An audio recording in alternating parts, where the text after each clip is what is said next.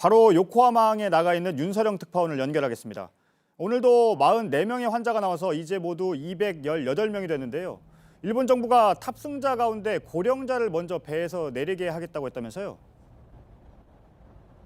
네, 80대 이상의 고령자가 200명이 넘습니다. 이 가운데 지병을 갖고 있는 사람을 먼저 배에서 내리게 하겠다고 일본 후생노동성이 밝혔습니다.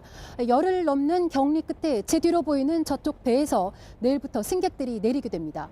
네, 원래는 격리한 지 2주가 지나는 19일 이후였는데 계획을 바꾼 이유가 뭡니까? 네, 배 안에서 승객을 격리하는 게 가장 안전하다고 판단을 했지만 사실상 가장 위험한 공간이었다는 게 확인이 되고 있습니다.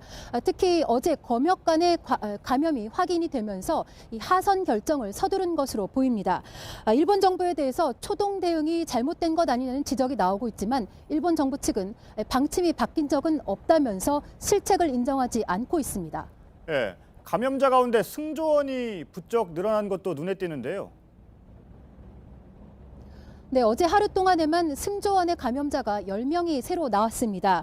이 승조원들은 대부분 창문이 없는 방에서 2층 침대를 사용하는 등 여러 명이 함께 생활을 하고 있습니다. 여전히 승객들에게 음식을 배달하고 있어서 이들이 추가로 이 슈퍼 감염자가 되는 것 아니냐는 우려가 나옵니다.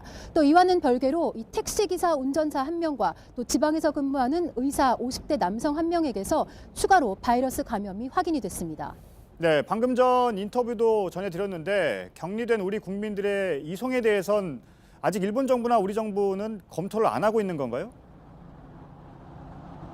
네, 이 한국인 여성은 이 중국 우한에 전세기를 보냈던 것처럼 일본에도 이 교통편을 제공을 해준다면 빨리 한국으로 돌아가고 싶다는 얘기를 했습니다.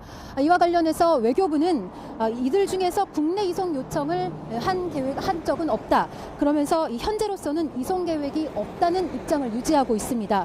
정부가 이분들의 의사를 조금 더 적극적으로 확인하는 노력이 필요할 것으로 보입니다. 지금까지 요코하마항에서 JTBC 윤서령입니다.